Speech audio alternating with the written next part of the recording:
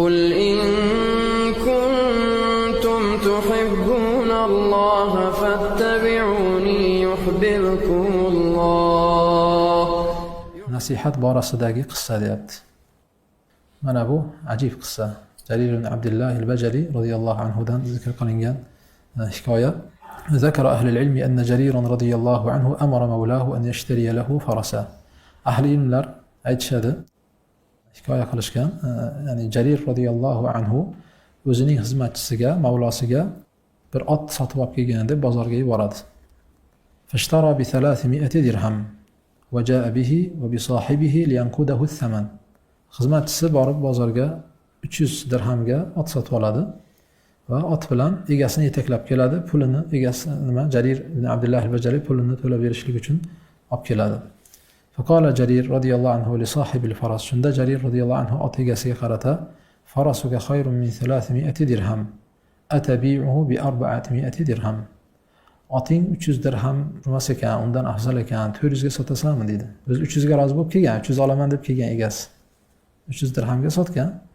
Jarir ibn Abdullah al-Bajali oting 300 dirham turadigan emas ekan, 400 berib olaymi dedi. Faqala zalika ilayka ya Abu Abdullah. Ya Abu Abdullah, agar istasang mayli dedi. 400 beraman desang, ha yo'q deydimi? 300 ga rozi bo'lgan odam 400 beraman deyapti. Ha, istasang mayli dedi. Faqala Jarir, shunda Jarir aytadiki, farasuga khayrun min zalik. Boshqa bir nimalarda, manbalarda minib ko'radi dedi. Minib ko'rgandan keyin yana ham yoqadi. Shunda kelib atabi'uhu bi 500 dirham 500 ga sotasanmi dedi. Yana 100 qo'shadi.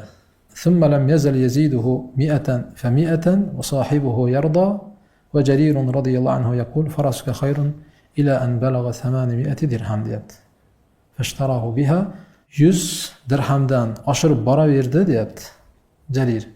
100 oshiryapti, 500, 500 dan keyin 600 dedi va hokazo. Va sohibihu yarda, egasi ha bo'pti deyapti. Endi oshiraman degandan keyin egasi ham bo'pti deb rozi bo'lyapti. Va Jarir oxiri nima? Farasuga khayrun ila an balagha 800 dirham. Ya'ni oting yaxshiroq ekan deb turib 800 dirhamgacha ko'tardi deyapti narxini. 800 dirhamga keyin sotib oldi. Faqila lahu lima fa'alta zalik. Jarirga ne shu ishni qilding deganlarda faqala radhiyallohu anhu inni bay'atu Rasululloh sallallohu alayhi vasallam nusha li kulli muslim. Chunki Rasululloh sallallohu alayhi vasallamga har bir musulmonga xolis bo'lishga bay'at berganman dedi. Ya'ni shu ot o'zimda bo'lganda, masalan, men shu narxga sotilishini yaxshi ko'rardim yoki shu ot narxi shuncha deb bilyapmanmi? Demak, birovga nisbatan xolis bo'lishligim, aynan o'sha narxda olishligim deyapti. Hozir ba'zilarni ko'rasiz, mashina olgan bo'lsa yoki uy olgan bo'lsa va hokazo, "Ham boray bo'lsin, mashina olibsiz, qanchaga oldingiz?" deb so'rasa, "Arzon chiqib qoldi" dedi. "Ha desa falonchi majbur ekan yoki nima ekan, unday bo'layotgan ekan, olib chiqib sotyapti oldim" dedi. O'sha biladi, o'sha 15 mingga sotilayotgan mashinani 10 mingga olib chiqib sotayotgan bo'ladi. Shuni ham qo'lini siltab, yo 8 ming yo 5 ming deb turib yana tushirib oladi. Ha desa pulga muhtoj, iloji yo'q va beradi deb turib, qistab uni tushirib, mana bu xolislik emas bu. Musulmonga nisbatan xolislik o'sha qaytaga ziyoda qilib berishingiz.